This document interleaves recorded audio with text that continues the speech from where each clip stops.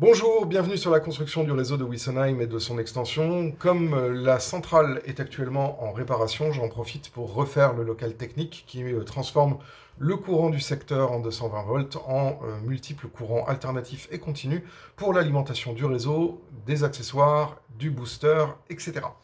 Donc là, je vais récupérer le transformateur torique 2x18 volts qui alimentait à la fois le bus accessoire et la centrale pour le consacrer uniquement au bus accessoire. En effet, je dois avoir un courant secteur qui doit être légèrement supérieur à 220 volts, ce qui fait que j'ai du 20 volts en sortie sur le secondaire au lieu de 18 volts, ce qui est un petit peu trop pour la centrale.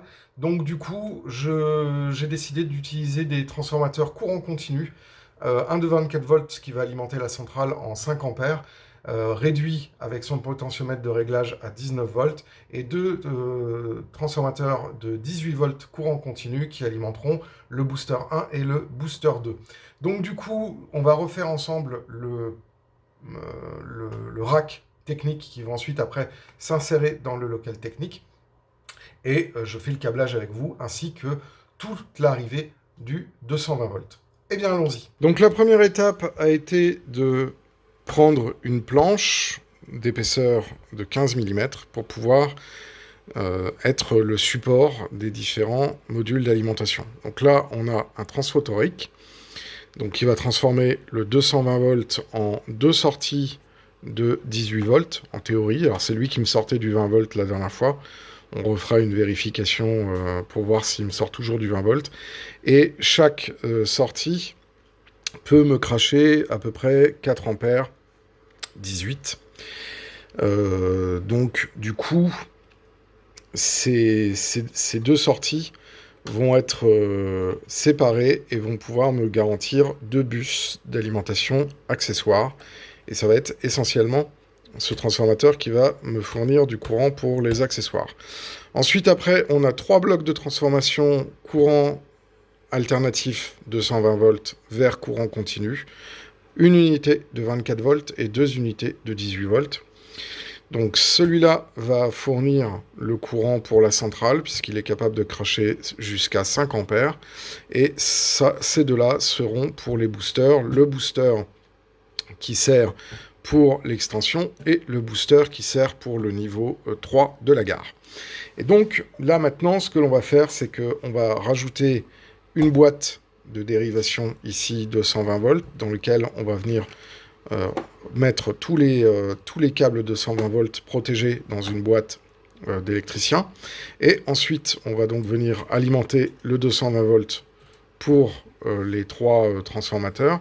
Et on va ensuite, après, récupérer les différents bus de 18 volts et de 24 volts que l'on va mettre ici, où on va faire tout un tableau de dispatch. Et on va aussi préparer tout un tableau qui servira au dispatch futur des autres bus qui arrivent.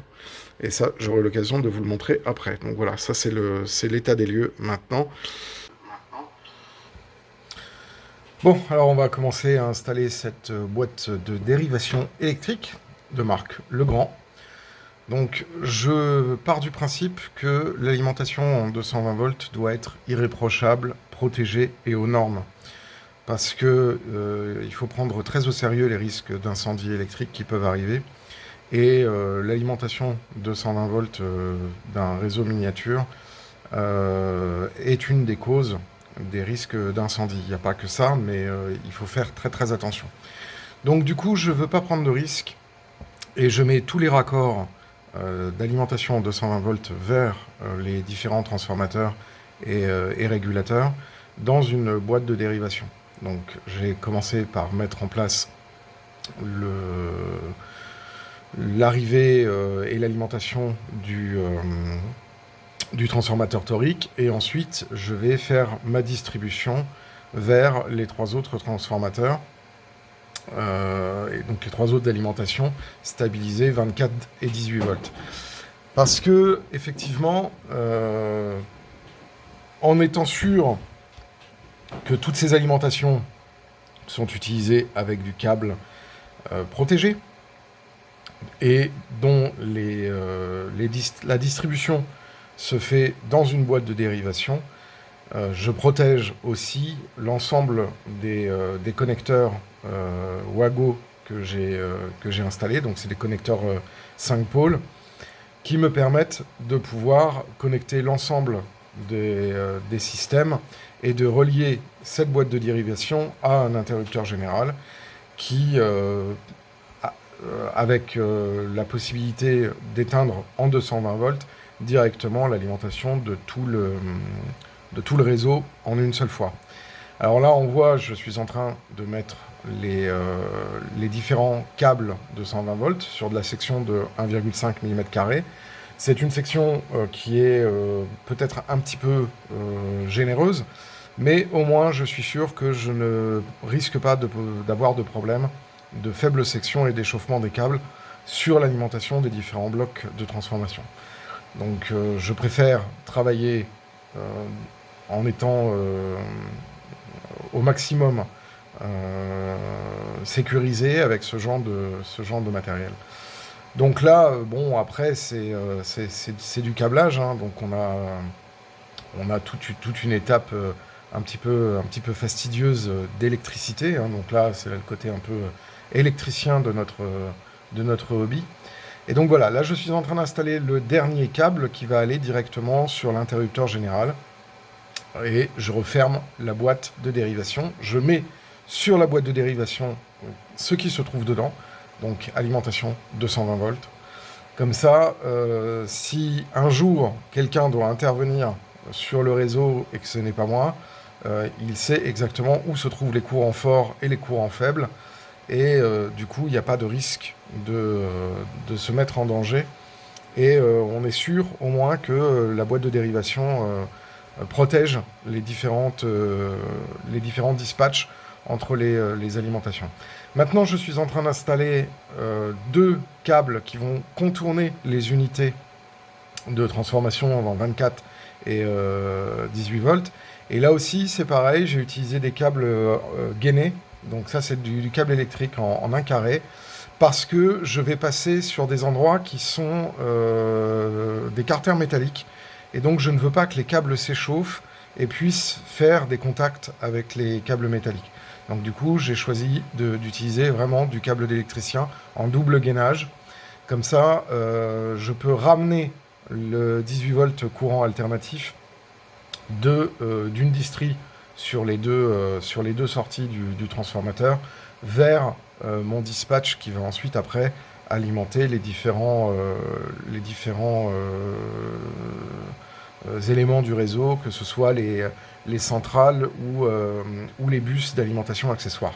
C'est ce qu'on verra juste après. Donc là, je mets les câbles qui sortent du transformateur torique dans ce dispatch sur les deux enroulements secondaires. Et maintenant, on va pouvoir passer à la suite, donc la fixation de ces deux sorties d'enroulement secondaire qui vont aller de l'autre côté pour pouvoir aller sur un dispatch et que ce soit plus ergonomique et plus facile, hein. Donc là, on voit utilisation d'attache câble et de gouttières avec des colsons.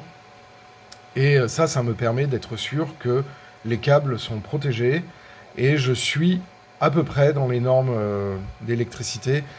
Pour être parfait, j'aurais dû mettre une gouttière en PVC. Mais bon, là, voilà, je suis sur du courant faible. Si ça avait été du 220 volts, par contre, j'aurais été obligé de les mettre dans des gouttières de PVC. Voilà, donc ensuite, après, quelques petites étiquettes qui sont faites pour pouvoir me permettre d'identifier rapidement les différents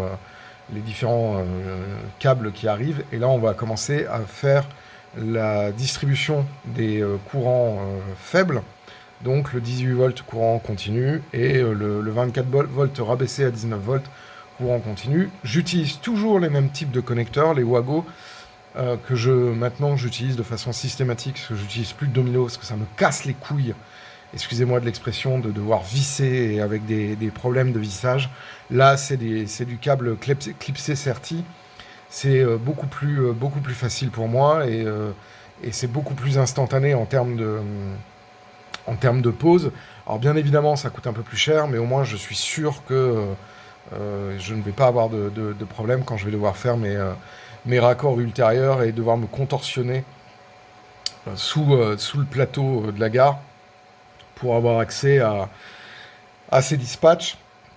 Donc là, j'ai deux bus 18 volts courant alternatif.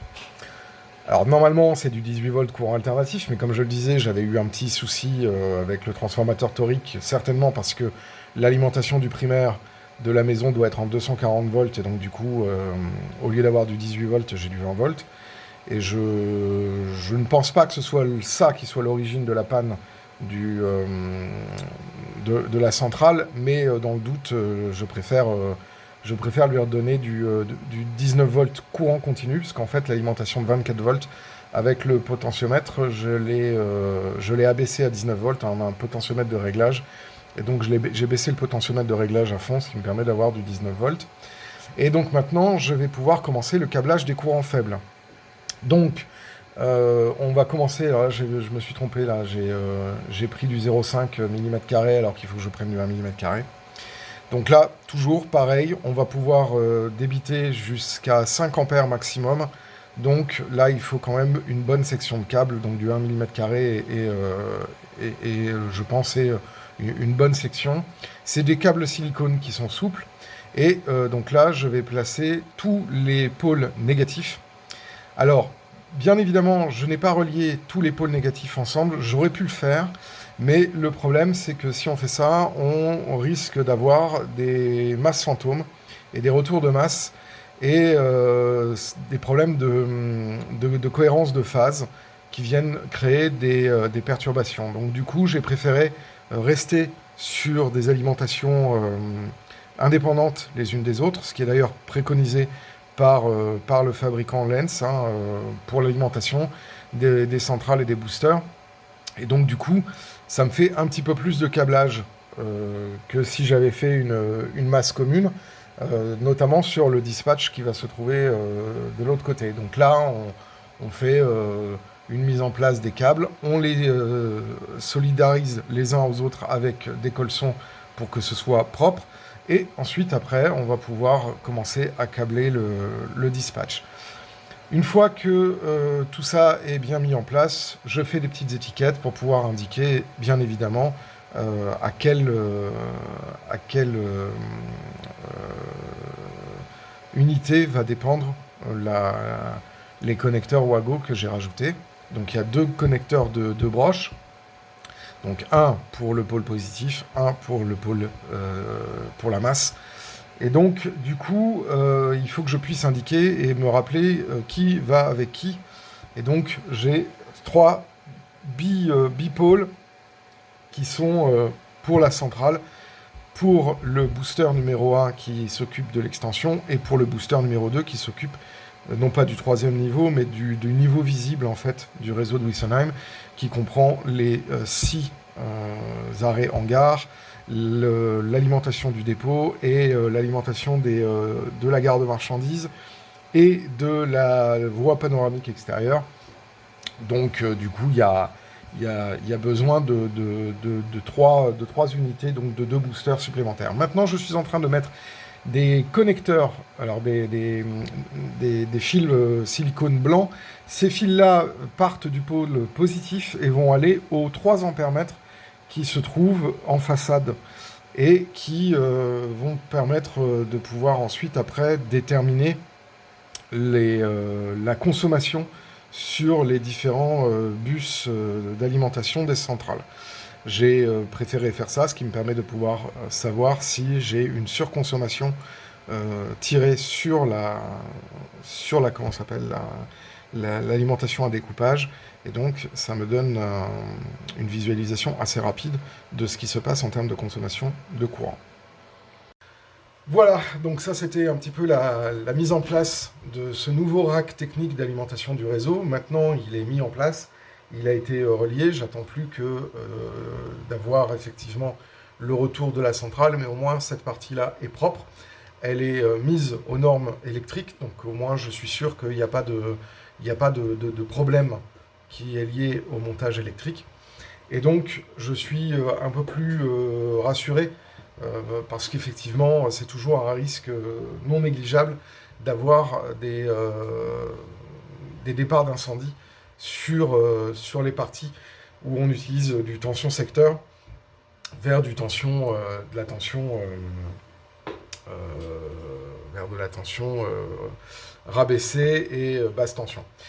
Alors ensuite après, on ne le voit pas, mais il y a un fusible 220 volts qui a été rajouté sur la phase, qui est un fusible qui me limite à une consommation sur le secteur de 5 ampères.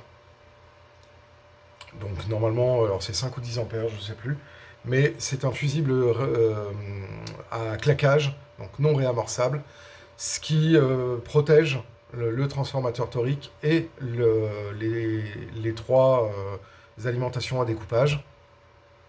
Et donc, je pense que là, d'un point de vue électrique, transformation courant fort, courant faible, je suis à peu près bordé. Voilà. Il resterait éventuellement à me rajouter des voltmètres qui permettraient de pouvoir monitorer les tensions à la sortie des trois alimentations de découpage et s'assurer qu'il n'y ait pas des chutes de tension très très fortes dues à un effet d'avalanche et de consommation d'avalanche qui serait lié à un court-circuit sur le réseau, sur les bus du réseau.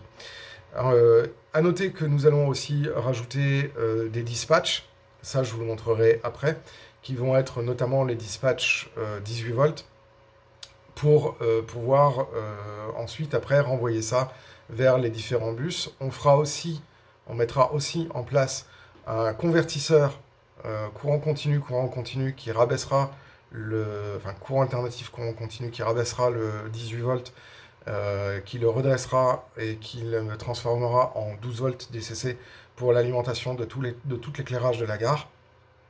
Donc voilà, donc ça va être fait. Il faut simplement que je trouve un petit module convertisseur CACC 18-12 volts.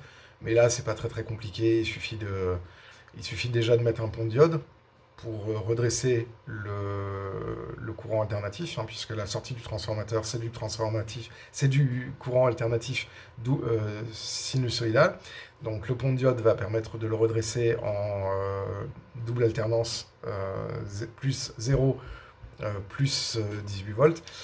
Et ensuite, après, il suffit de mettre un étage de régulation de type RC, donc résistance condensateur, pour lisser, ce qui nous permettra d'avoir du 18 volts courant continu, et ensuite de mettre un régulateur de type 78 000, de mettre un pont diviseur de tension, qui va nous permettre de nous rabaisser la tension de 18 volts à 12 volts, et ensuite de mettre un régulateur de tension, oui c'est ça, et de mettre un régulateur de tension du type 78 de 12, ce qui me permettrait de pouvoir avoir plusieurs lignes qui sortent du 1 ampère et demi, je crois, parce que c'est ça la limitation. Ça c'est un exemple, ou l'autre exemple c'est de mettre carrément une alimentation en découpage derrière qui vient ensuite après me sortir du 12 volts, du 12 volts pur. Enfin bon, bref, il y a plein de petits montages électroniques qui peuvent se faire comme ça. Voilà. Si vous avez des questions, n'hésitez pas à les mettre dans l'espace commentaire. N'hésitez pas à nous laisser aussi un petit pouce vers le haut, ça nous fait plaisir. Et ça favorise le référencement sur le site de YouTube. N'hésitez pas à vous abonner à la chaîne si ce n'est pas déjà fait. Et moi, je vous dis à très bientôt. Là, on va laisser un petit peu tomber le câblage parce que j'en ai eu ma dose là pour aujourd'hui. Et dans les prochaines vidéos, on va faire essentiellement du décor, et je pense que on va s'attaquer à du décor dans l'extension et au-dessus de la tranchée de l'escarbille. À très bientôt.